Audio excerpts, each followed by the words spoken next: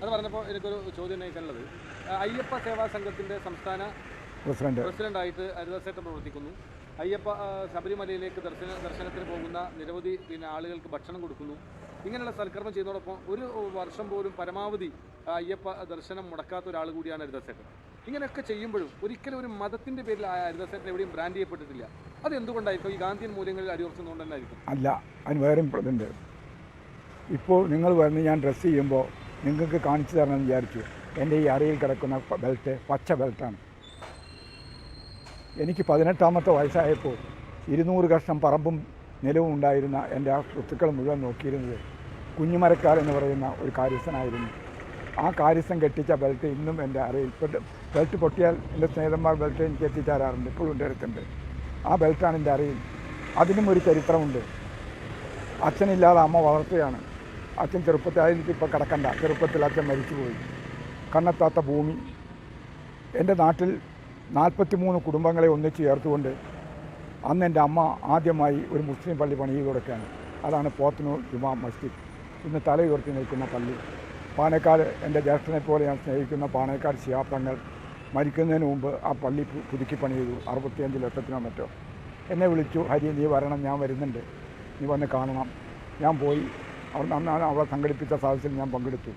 അദ്ദേഹം പറഞ്ഞു, അമ്മ കൊടുത്ത സാധനങ്ങൾ, മരങ്ങളും മറ്റു സാധനങ്ങളൊക്കെ അതാ ഒതുക്കി വെച്ചിരിക്കുന്നു, ഒക്കെ പോയി കണ്ടോളൂ. ഞാനൊക്കെ പോയി കണ്ടു.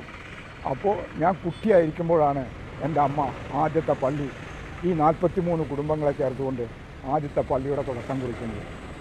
അത് കഴിഞ്ഞ് എൻ്റെ അമ്മ അന്ന് ഞങ്ങൾക്ക് നെയ്തല്ലൂരും കോൽപ്പാക്കരയിലും അതുപോലെ തന്നെ മാങ്ങാട്ടൂരും തണ്ടലത്തും പോത്തനൂരും ഒക്കെ ആയിട്ട് നിരവധി വസ്തുക്കൾ കിടക്കുകയാണ്. ഒരുപാട് സ്വത്തുക്കൾ നെയ്തല്ലൂരുണ്ട്. ആ നെയ്തല്ലൂരിലെ മുസ്ലിം കുടുംബങ്ങളെ ചേർത്തുകൊണ്ട് എൻ്റെ അമ്മ ഇന്നത്തെ പൊന്നാനി മുനിസിപ്പാലിറ്റിയിലെ 12ാം വാർഡായിട്ടുള്ള നെയ്തല്ലൂർ അമ്മ മറ്റൊരു പള്ളി ഉണ്ടാക്കി കൊടുക്കുന്നത്. അപ്പോൾ 2 പള്ളികൾ എൻ്റെ അമ്മ ഉണ്ടാക്കി കൊടുക്കുന്നത് കണ്ട് വളർന്നവനാണ് ഞാൻ. ഇന്നതൊന്നും ആൾക്കാർ കാണുന്നില്ല. അത് മാത്രമല്ല, ഈ കുട്ടികൾക്കുള്ള ഓത്തുപലക, അന്ന് ഓത്തുപലക എന്നാണ് പറയുക.